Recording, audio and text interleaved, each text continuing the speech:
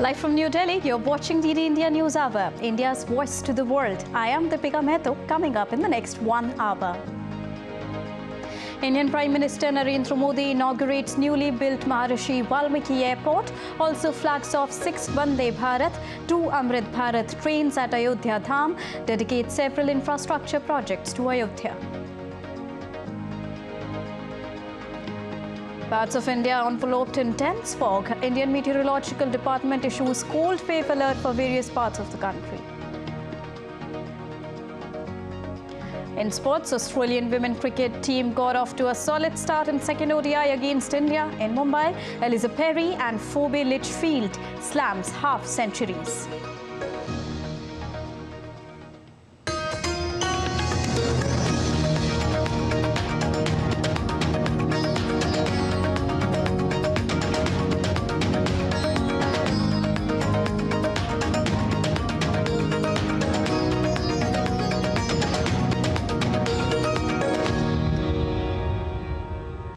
India's Prime Minister Narendra Modi inaugurated the newly built Maharishi Valmiki International Airport in Ayodhya on Saturday. The Phase 1 of the airport has been developed at a cost of over 1,450 crore rupees. The airport is equipped to serve about 1 million passengers annually. Prime Minister Narendra Modi also visited an exhibition at the new airport. The facade of the terminal building depicts architecture of the upcoming Ram temple in Ayodhya. The airport is also named after Maharishi Valmiki, who wrote the epic Ramayana. Prime Minister Narendra Modi addressed a public meeting in Ayodhya. He laid the foundation stone of multiple development projects worth more than 15,000 crore rupees for the Indian state of Uttar Pradesh. A major chunk of these projects are for Ayodhya and its surrounding areas. Now, addressing the gathering, Prime Minister Narendra Modi said the entire world is eagerly waiting for the historic moment of the consecration of Ram temple scheduled to take place on the 22nd of January. पूरी दुनिया उत्सुकता के साथ 22 जनवरी के ऐतिहासिक क्षण का इंतजार कर रही है। ऐसे में अयोध्या वासियों में ये उत्साह, ये उमंग बहुत स्वाभाविक है। भारत की मिट्टी के कण कण और भारत के जन जन का मैं पुजारी हूं और मैं भी आपकी तरह उतना ही उत्सुक हूं। Prime Minister Narendra Modi also said that the shared strength of development and heritage will take India to the forefront in 21st century. कि भारत का मिजाज यहां अयोध्या में स्पष्ट दिखता है। आज यहां प्रगति का उत्सव है तो कुछ दिन बाद यहां परंपरा का उत्सव भी होगा। आज यहां विकास की भव्यता दिख रही है तो कुछ दिनों बाद यहां विरासत की भव्यता और दिव्यता दिखने वाली है। यही तो भारत है। विकास और विरासत की यही साझा ताकत भारत को 21वीं सदी में सबसे आगे ले जाएगी। Earlier, Prime Minister Narendra Modi also inaugurated the redeveloped Ayodhya railway station, renamed as Ayodhya Dham Junction railway station in the temple town. The station has been redeveloped at a cost of more than 240 crore rupees.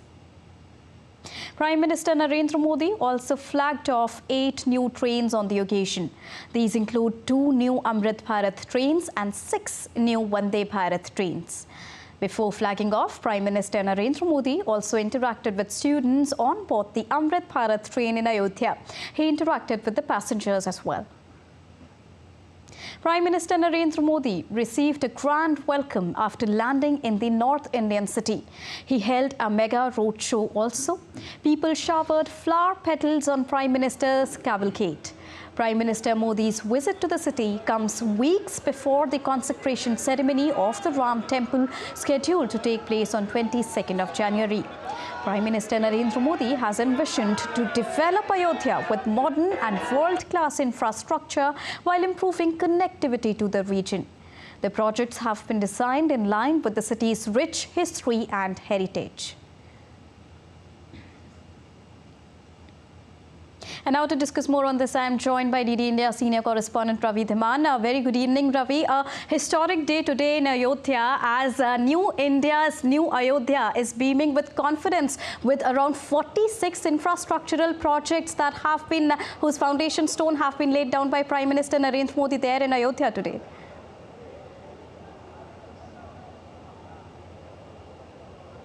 That's true. Ayodhya will remember this day for a long time to come because today what Prime Minister's one-day tour has done couldn't be done for the past many decades. Today there has been a definite push for connectivity infrastructure to this city. The city has got an international airport, the terminal where we are standing, the Maharishi Valmiki International Airport in Ayodhya. It has got a renovated railway station which has been renamed as Ayodhya Dham Junction, and it has got a slew of projects that will make the civic amenities better in the city, that will widen the roads leading towards key pilgrim spots in the city, and that will help when the tourists come here to cater to the huge rush that is anticipated once the date of 22nd January is over. Prime Minister also, exhorted the people of Ayodhya to maintain cleanliness in an effort to ensure that the pilgrims and visitors who come here leave with unforgettable memories and their visit is memorable. We are standing here at the Maharishi Valmiki International Airport, Deepika, and I would like to tell you that the airport has already started functioning. There are two flights which are about to take off for Delhi. First one is Indigo, and then there's a flight of Air India. Behind me is the security check and of the passengers who are boarding the flight of Indigo, which is the first flight that will depart from this airport. And shortly after Indigo's flight, the Air India flight will also leave this airport. So right after Prime Minister has inaugurated this Greenfield airport, it has started functioning in right earnest, and two flights are departing Ayodhya. It's indeed a memorable day for the civil aviation as far as Ayodhya is concerned. It is a memorable day for the city of Ayodhya itself. It has got not only gift of an international airport, but a renovated railway station, an Amrit Bharat train that will run through the renovated railway station, and a Vande Bharat train. So connectivity issues have been adequately answered. The government, state government and the union government in particular have tried to maintain good infrastructure, connectivity infrastructure as far as Ayodhya is concerned, and this is all too visible with the entire city bubbling with energy and enthusiasm today. Prime Minister Narendra Modi has been asserting about how Ayodhya will become a heritage in the coming days, from development to heritage. This is what they are envisioning. But when we talk about this particular airport that has been named after Maharishi Valmiki ji, what is the significance of this very name?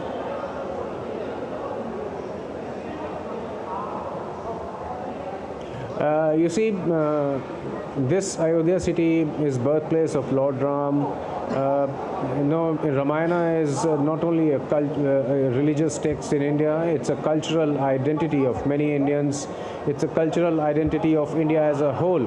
And the epic of Ramayana is seeped into the everyday life, it's seeped into our culture, into our very existence. And Maharishi Valmiki, as Prime Minister also explained, was the sage who brought Ramayana to the common folk, who brought Ramayana to every common man, every person in the world. So renaming or rather naming this airport is an honor to that sage, is an honor to that poet who brought Ramayana out for the common man, to everyone, who made the common man of India realize the importance of Ramayana. So this airport has been named after Maharishi Valmiki. There's the railway station which has been renamed as Ayodhya Dham, taking into view the wishes of the people of this city. And these infrastructure projects will go a long way in not only improving the connectivity, but making people realize when they come here, giving them a warm welcome and making their first step into this city memorable. And also the interiors of this airport are very much special, because when we talk about the pilgrims who would land at this particular airport, they would witness the paintings, the art and architecture related to Ayodhya. What more can you tell us about the interiors and the beauty of this airport?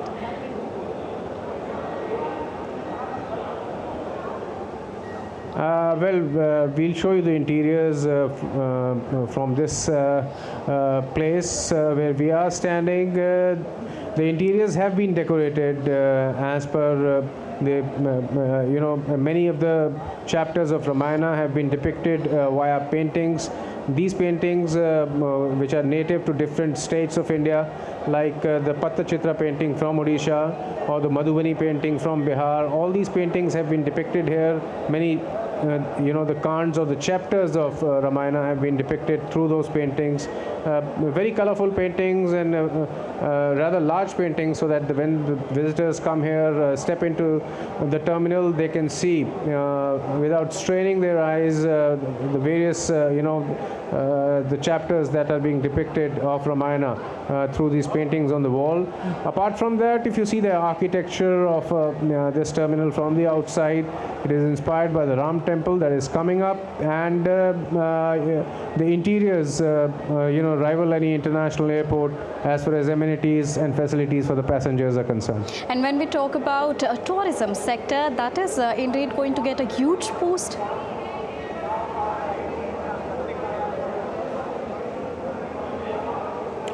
Well, that's true. All these infrastructure projects, are a precursor to the anticipation of huge rush that the authorities believe will come to Ayodhya once the temple is opened for the pilgrims after January 22nd. We'll see visitors coming from not only all across India, but even overseas. And that's why this international airport has come into existence.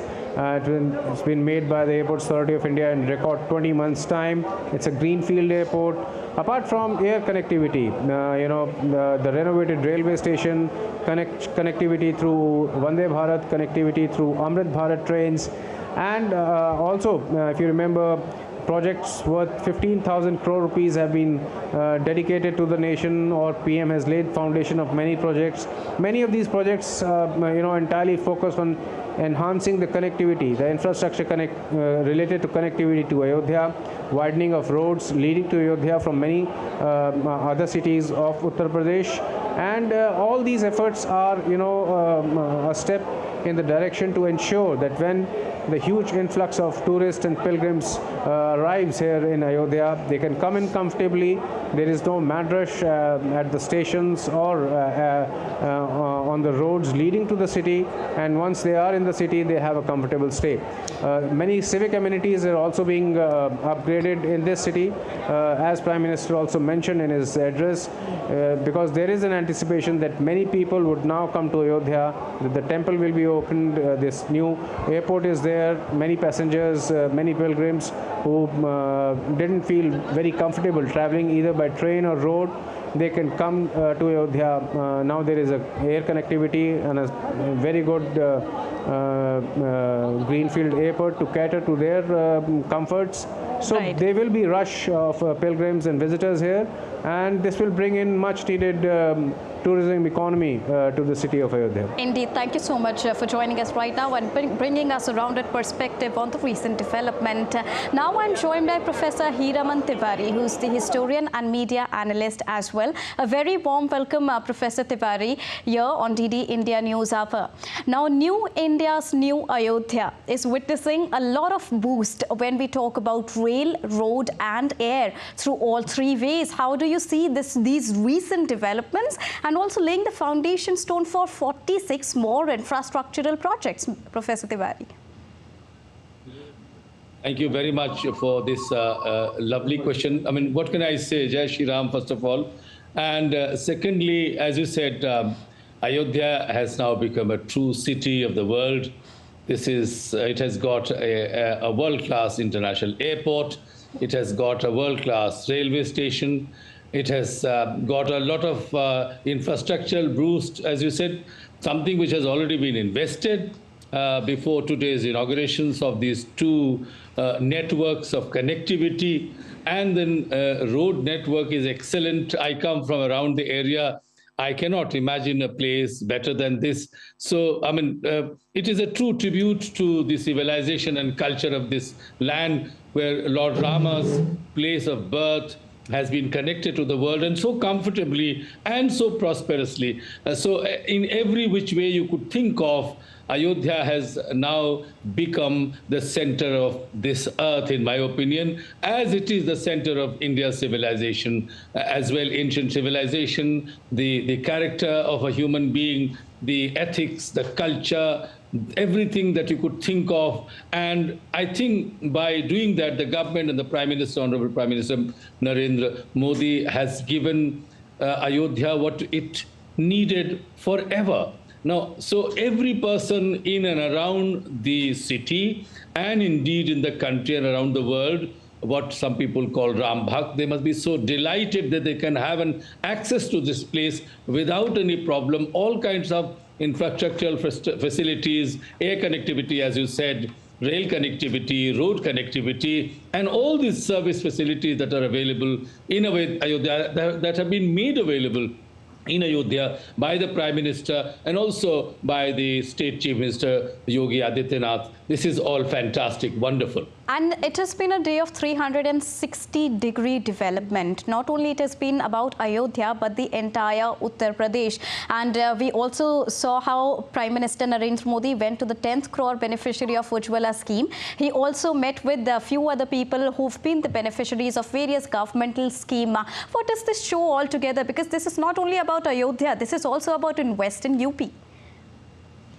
Absolutely. I mean, see, it's Eastern UP, of course, but of course, as I said earlier, I mean, this is for the entire country. This is simply fascinating. 360 degrees, you can simply go on counting number of degrees that it has got a development. But of course, in my opinion, it always deserved it because, in my opinion, again, I'm saying, and in the opinion of millions of people, this is the center of the earth, the center of civilization. There cannot be another character, another individual, another deity, another god like Ram, who personified everything that India stands for or stood for, and I hope will stand always for. And that is the ethics, the character, the moral character, and generosity and veneration that Ayodhya and Ram and Ramayana of Valmiki personifies. And I'm so delighted that the airport has been named after the person who brought Ram to us in terms of story, Maharshi Valmiki. There cannot be any better. I've seen Ayodhya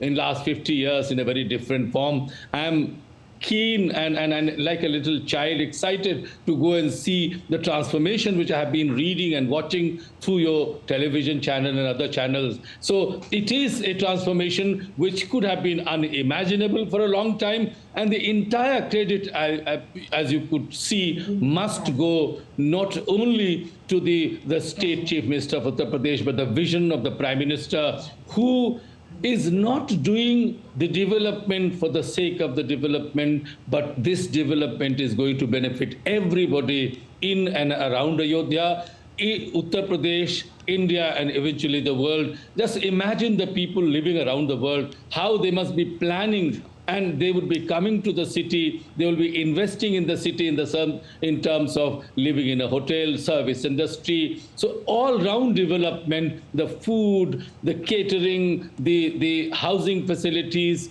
and the access to Ayodhya is such that I can drive from Delhi to Ayodhya in my car, because there is a road connectivity which is brilliant now.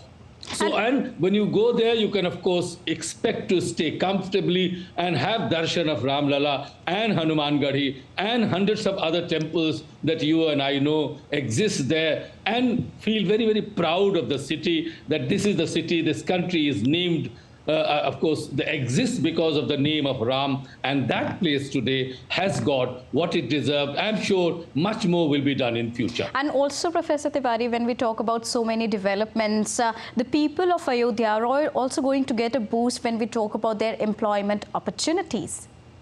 Absolutely. This is what I was saying, that, you see, look at the service industry, the hotels, the restaurants, the dhabawalas, the tea stall, chai wala, as you know, we know what chai wala means in India in last 10 years.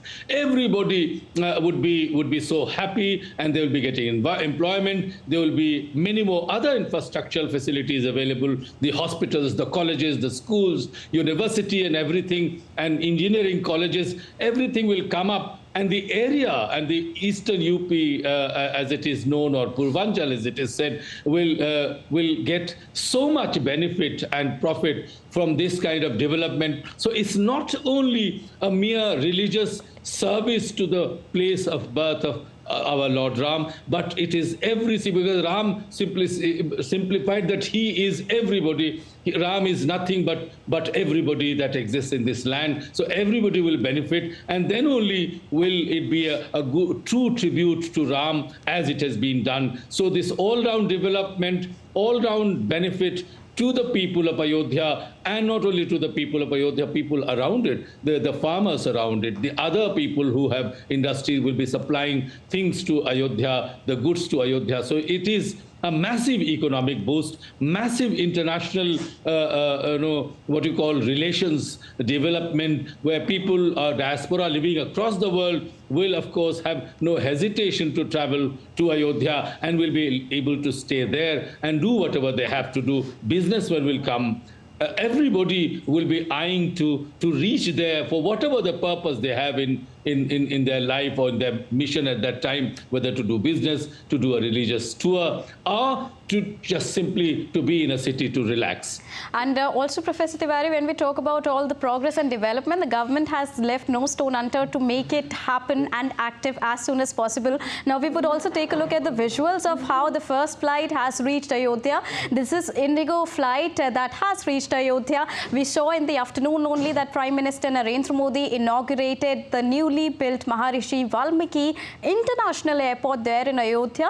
Union Minister Jyotiraditya Scindia was also present, and UP Chief Minister Yogi Adityanath was also present. You can see the pilgrims reaching in large numbers, touching the earth, the Mother Earth, as they have landed in the holy city of Ayodhya. They are all set to meet Ram Lala, Lord Ram, because the consecration ceremony is all scheduled to take place on the 22nd of January. And these are the very first visuals of the Indigo Airlines that you can see on your screen. So this is how, Professor Tiwari, we see progress happening at a very right time. Thank you so much, Professor Tiwari, for joining us right now and bringing us that rounded perspective on the development of Ayodhya city. So these are the visuals. Jai Shri Ram.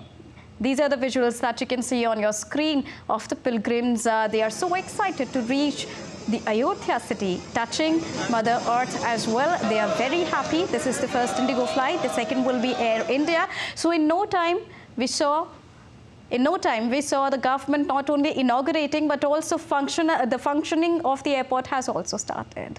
Right now, we are moving for a short break, but still to come on DD India News Hour.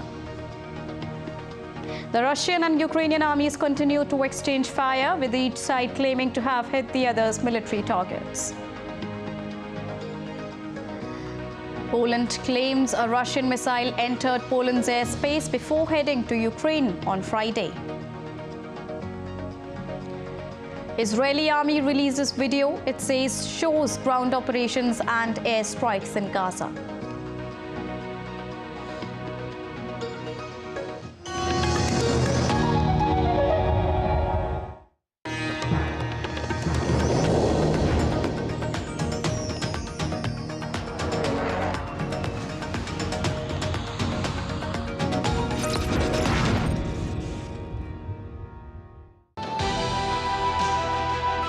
As we ready to ring in the new year, 2023 will go down in history as having signaled to the world a more confident, a more assertive India that seeks to leverage its growing clout to push for a more inclusive, a more even world order. We take a look at India's journey in 2023 as it took center stage on the global rostrum. Watch India at the global center stage at these times, only on DD India.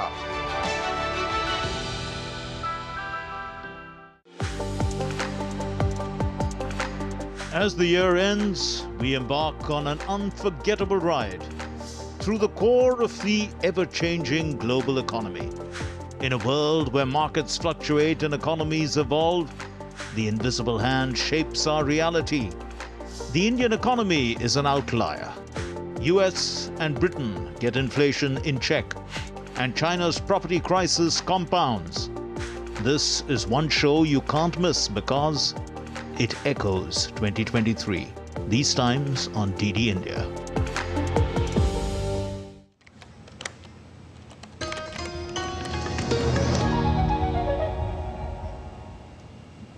You're watching DD India News Hour with me, Deepika. Welcome back after that short break. Now, in the latest from Israel-Gaza conflict, Israeli military on Saturday released footage of its troops working in a field and uncovering a tunnel shaft and airstrikes on Hamas targets. The Israeli army said in a statement that its forces continue to operate throughout the Gaza Strip. It added that airstrikes have eliminated more than 15 armed terrorists. The military also stated that it operated in the area of Beit Lahia in the northern Gaza Strip and destroyed 2 military buildings used by Hamas.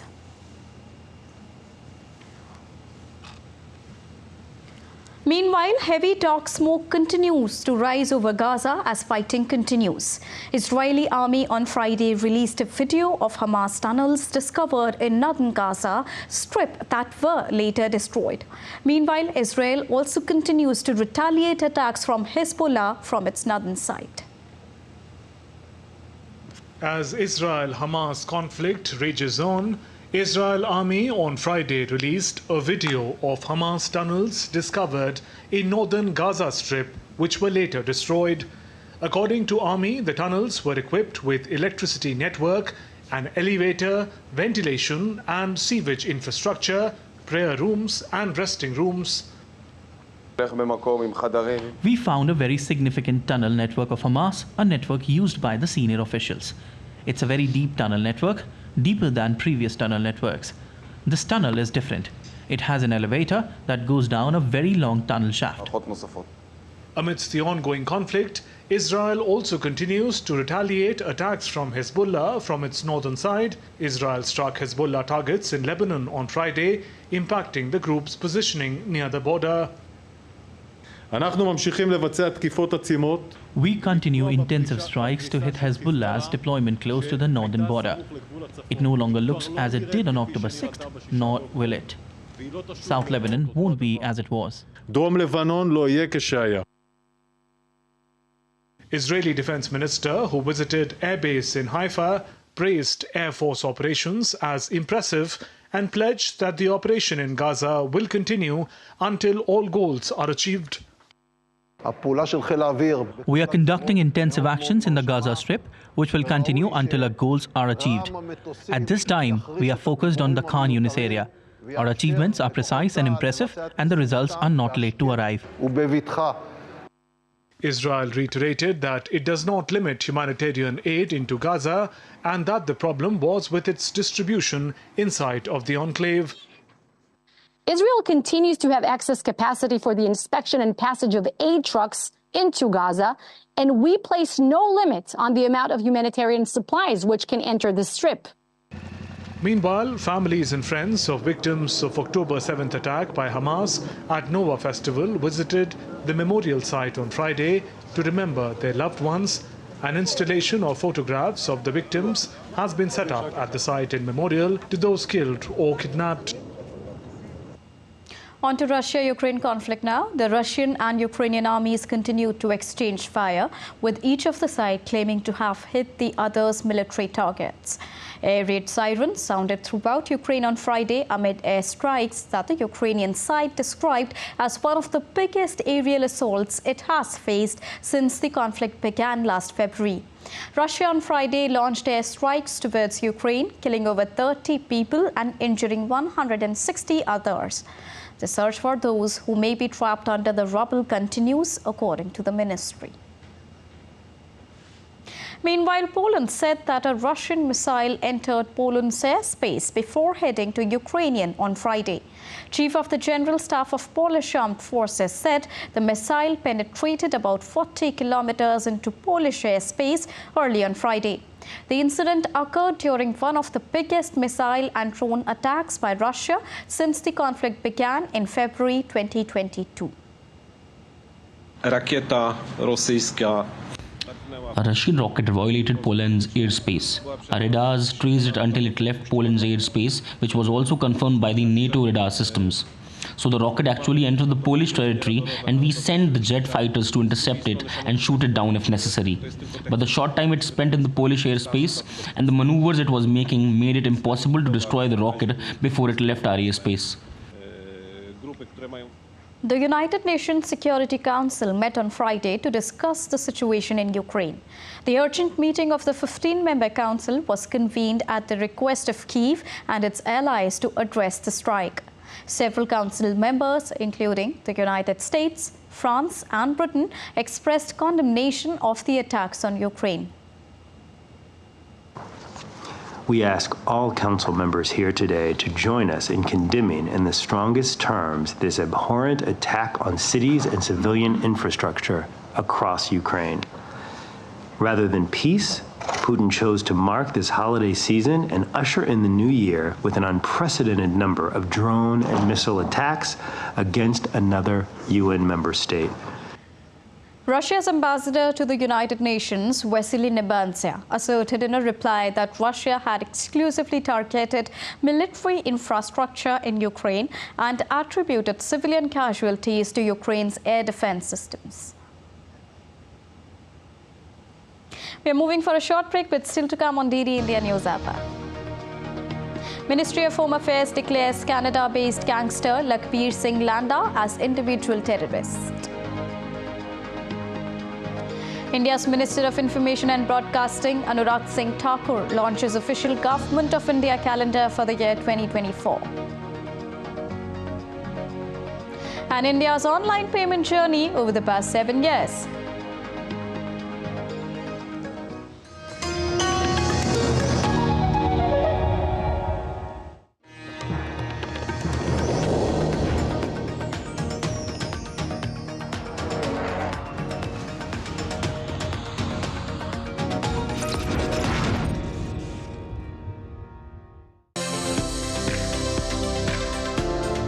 In 2023, the world faced unprecedented climate challenges, yet positive strides were made. Join us as we unravel the significant environmental milestones globally and in India. From climate action to conservation efforts, what happened in 2023? Let's find out. At these times, only on DD India.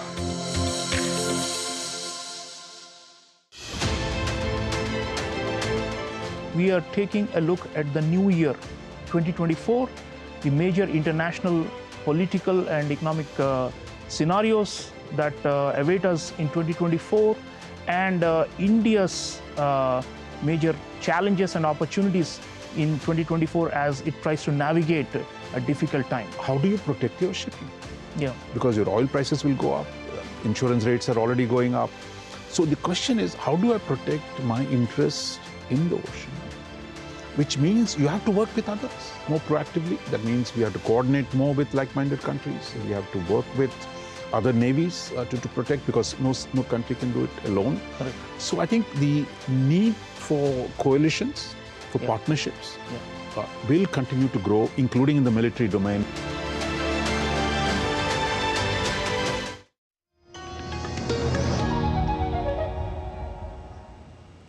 Welcome back after that short break. You're watching DD India News Hour with me, Deepika. Let's quickly recap the top headlines of the hour.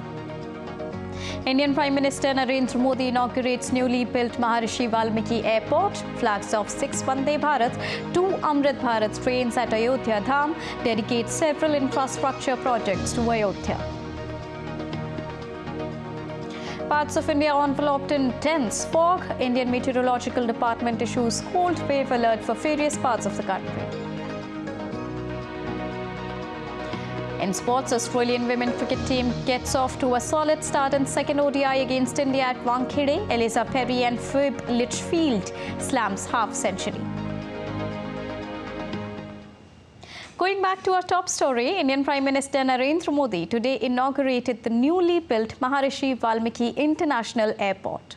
Prime Minister Modi also flagged off 6 Vande Bharat, 2 Amrit Bharat trains at Ayodhya Dham. Prime Minister Narendra Modi also dedicated several infrastructure projects to Ayodhya. Addressing the event, Prime Minister Narendra Modi called for reviving the ancient glory of Ayodhya with a touch of modernity. Ram Ram जय सीता राम, राम राम जय राजा राम, राम राम जय सीता राम, राम राम जय राजा राम, राम राम जय सीता राम.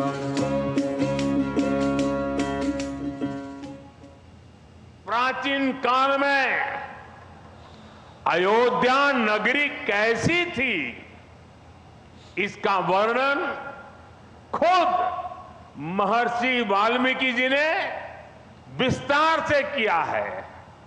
उन्होंने लिखा है, कोसलो नाम मुदितः स्फीतो जनपदो महान, निविष्ट सरयू तीरे प्रभुत धन धान्यवान.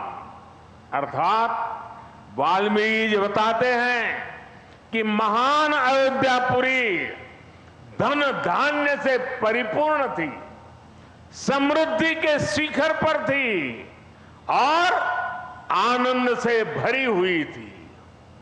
यानी अयोध्या में विज्ञान और वैराग्य तो था ही, उसका वैभव भी शिखर पर था.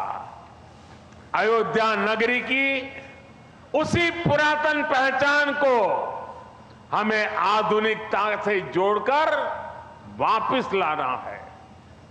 Prime Minister Narendra Modi also emphasized that today India is developing with a great pace.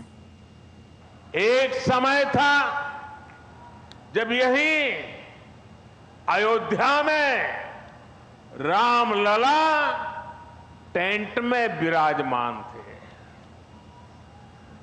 आज पक्का घर सिर्फ रामलला कोई नहीं, बल्कि पक्का घर देश के 4 करोड़ गरीबों को भी मिला है. आज भारत अपने तीर्थों को भी संवार रहा है, तो वहीं डिजिटल टेक्नोलॉजी की दुनिया में भी हमारा देश छाया हुआ है. आज भारत काशी विश्वनाथ धाम के पुनर्निर्माण के साथ ही देश में 30,000 से ज्यादा पंचायत भवन भी बनवा रहा है. आज देश में सिर्फ केदार धाम का पुनरुद्धार ही नहीं हुआ है, बल्कि 315 से ज्यादा नए मेडिकल कॉलेज भी बने हैं. Talking about progress at pace, the first flight from New Delhi has landed at Maharishi Valmiki International Airport in UP's Ayodhya. These are the visuals of the pilgrims who have reached in the very first flight that has become operational soon after the inauguration of Maharishi International Valmiki Airport that was inaugurated by Prime Minister Narendra Modi today.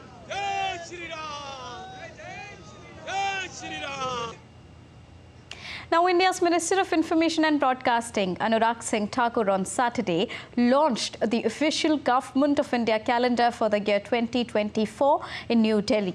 The theme of the 2024 calendar is Hamara Sankalp Vikasit Bharat. Each month of the calendar holds specific themes reflecting government's achievements and contribution to India's development in the past 10 years. तारीखें बदलती गई, महीने बीतते गए, calendar पर साल नए चढ़ते गए, पर जो बदला नहीं वह सेवा का हमारा भाव, दागदार भ्रष्टाचार मुक्त सरकार का दावा, गरीब कल्याण की प्रतिज्ञा, विकसित भारत के निर्माण का संकल्प। तभी तो देश आज एक स्वर में बोलता है, भरोसा बरकरार, मोदी सरकार। Amid the excitement to bid goodbye to year 2023 on Sunday, India's national capital, New Delhi's police has issued an advisory to ease overcrowding on New Year's Eve. Now, according to the advisory issued by Delhi police, exit from Rajiv Chowk metro station will not be allowed from 9 p.m. onwards on 31st of December, according to Indian Standard Time.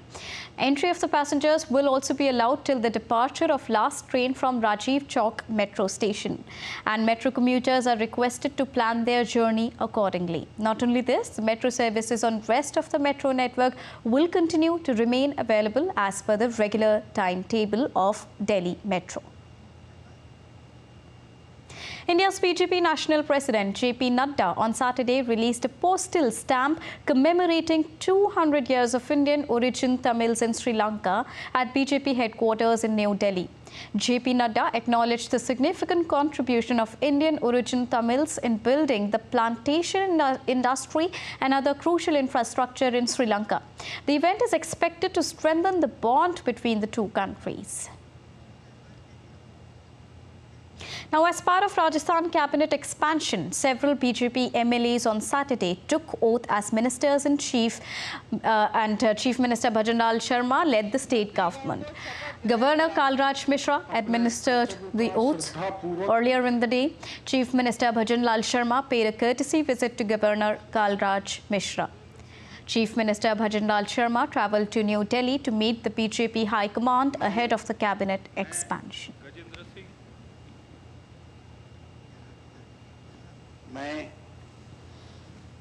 Moving on, now we bring you a special report by DD India correspondent Taposh Bhattacharya as he unveils the story of online payment app Bheem's journey over the past 7 years. Catch this exclusive report.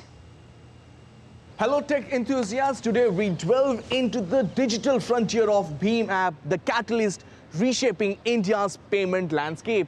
Let's explore its evolution and revolutionary features. Stay tuned.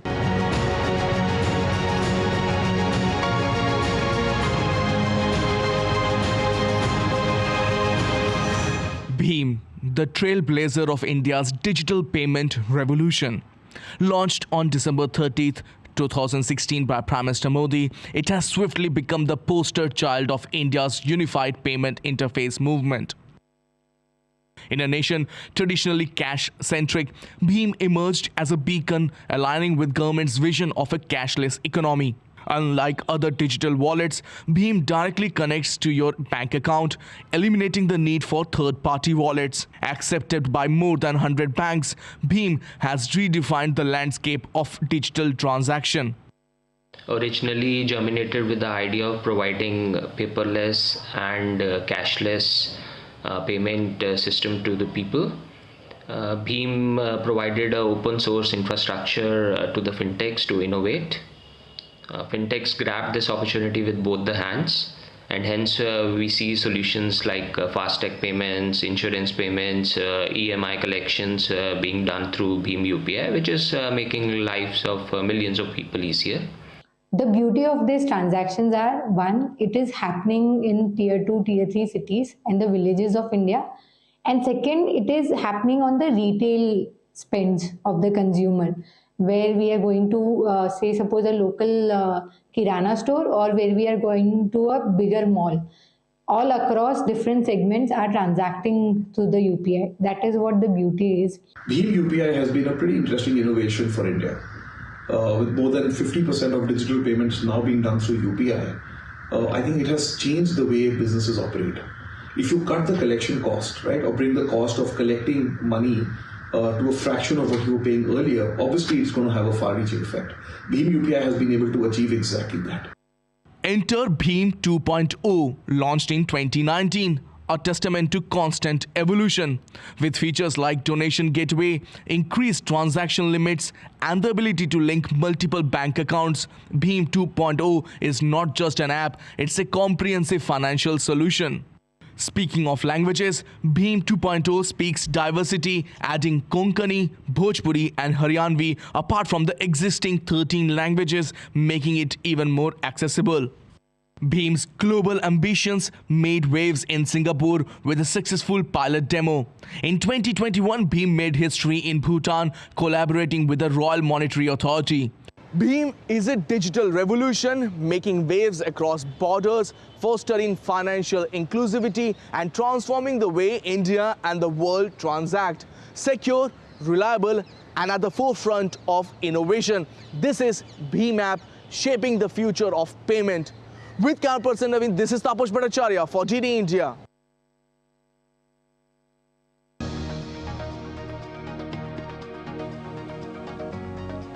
Another blow for South African as pacer Jarell Coetzee has been ruled out of second test against India due to injury. Savita Punia to lead India's charge at Women's Hockey Olympic qualifier. And Rio's Christ statue wears Pele's journey to honor Pele.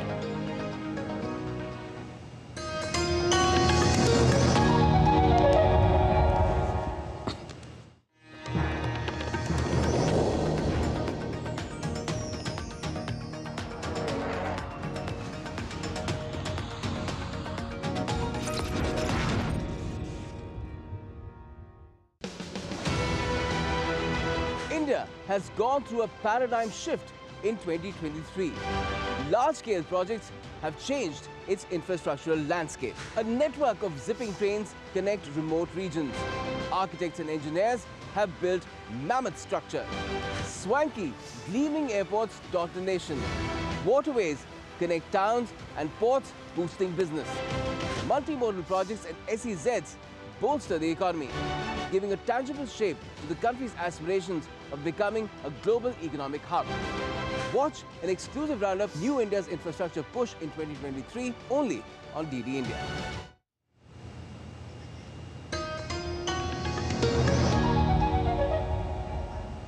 Welcome back after that short break. You are watching DD India News Hour with me, Deepika. Well, the Ministry of Home Affairs has declared Canada-based gangster Lakhbir Singh Landa as individual terrorist under the Unlawful Activities Prevention Act. According to the details, Lakhbir belongs to the Khalistani group Babbar Khalsa International PKI and was involved in the planning of a rocket attack on Punjab Police Intelligence Headquarters in Mohali. He was also involved in the supply of improvised explosive devices, arms, sophisticated weapons and explosives from across the border to various modules for carrying out terrorist activities in the state of Punjab.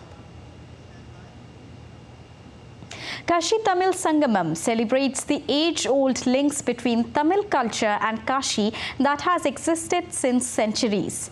As part of Kashi Tamil Sangamam, a group of 216 people of Tamil writers visited the Sangam banks of Prayagraj in Indian state of Uttar Pradesh. They also received a grand welcome upon their arrival by the welcome committee. They were felicitated with shawls and mementos. It was an emotional moment for these people who came to Prayagraj from Tamil Nadu. The school students also presented a grand cultural program for the people who came on this yatra. The Kashi Tamil Sangamam serves as an ideal platform to understand the unity in India's civilizational assets through two historic centers of knowledge and culture. The Kashi Tamil Sangamam Phase 2 that had started on the 27th of November will conclude on Saturday.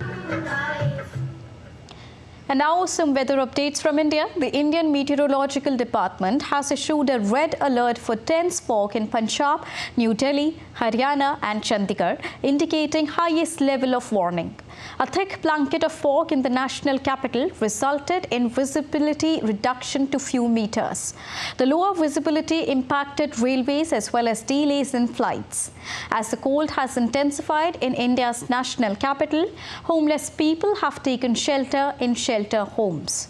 The sudden cancellation of flights and trains have also affected travel plans and onward journeys of many passengers going out on vacations or business meetings. And now in DD India News Hour, let's take a look at other stories making news. The Kalagnar Centenary Bus Terminal was inaugurated on Saturday by Tamil Nadu's Chief Minister M.K. Stalin in the southern Indian city of Chennai.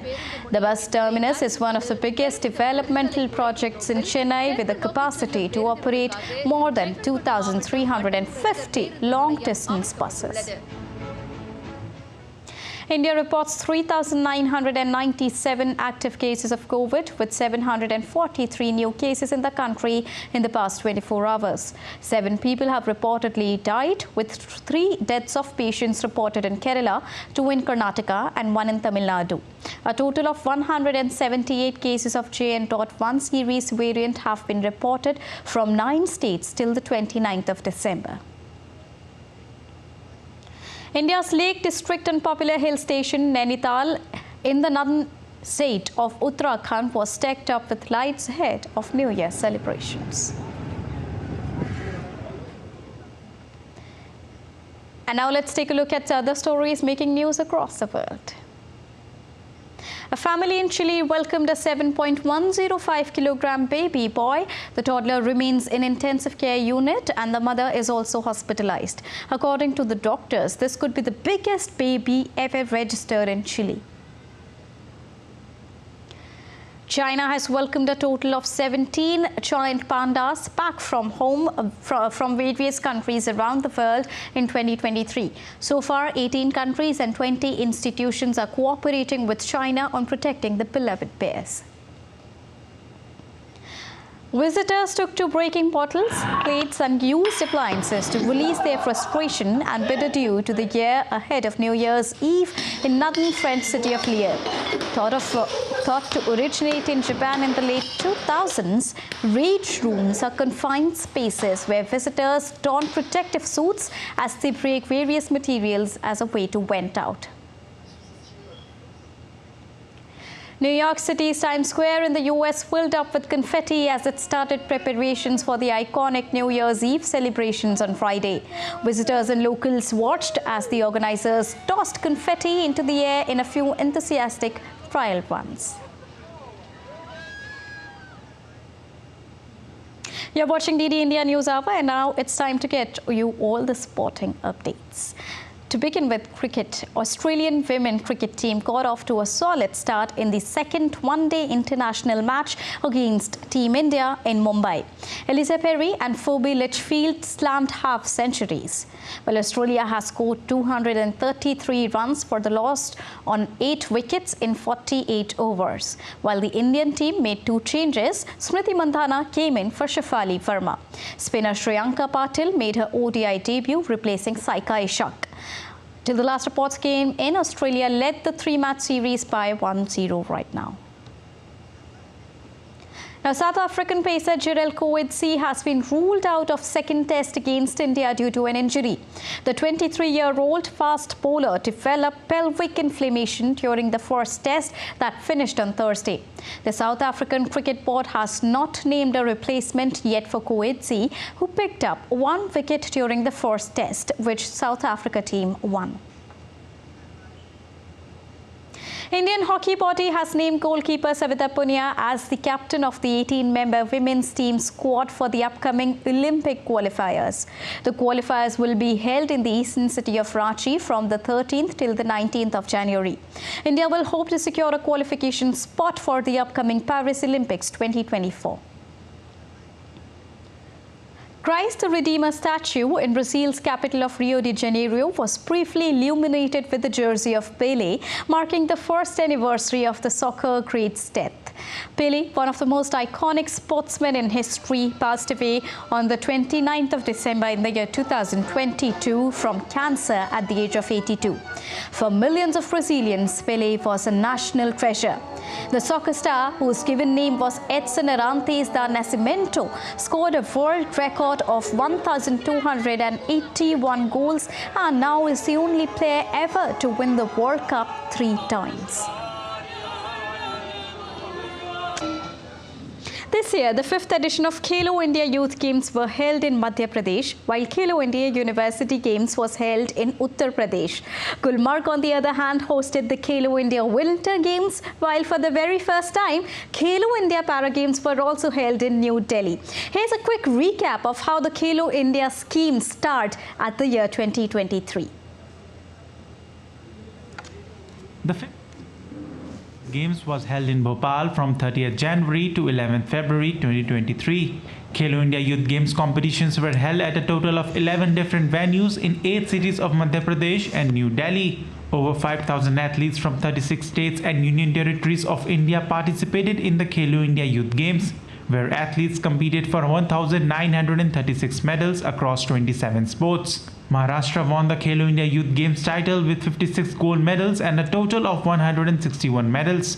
Fencing and water sports were included in the 5th edition of Khelo India Youth Games. The 3rd edition of Khelo India University Games was organized in Uttar Pradesh. More than 4,000 athletes from more than 200 universities participated in 21 events in these games. Punjab University Chandigarh took the top honors with 26 gold, 17 silver and 26 bronze medals. Guru Nanak Dev University Amritsar stood second, while Jain University Karnataka stood third with 16 gold, 10 silver and 6 bronze.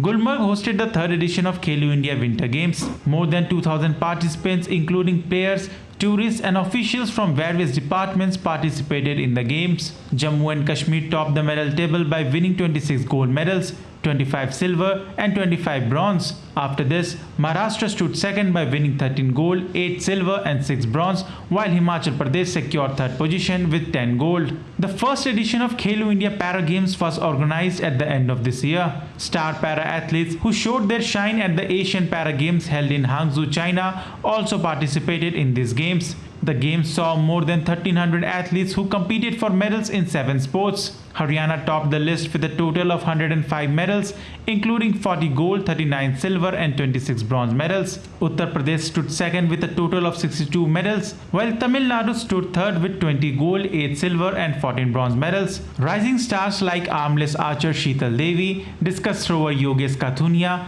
table tennis star Bhavina Patel, among many others, also transcended physical limits with some heart-touching performances. And that's all for this edition of DD India News Hour. But let us know your thoughts on the news of the day. You can connect with us on Facebook, X, formerly known as Twitter, and Instagram. We will be back with more news as it breaks here on DD India. I am Deepika Mehto, and from all of us here in Delhi, thanks for watching DD India News Hour. Namaskar.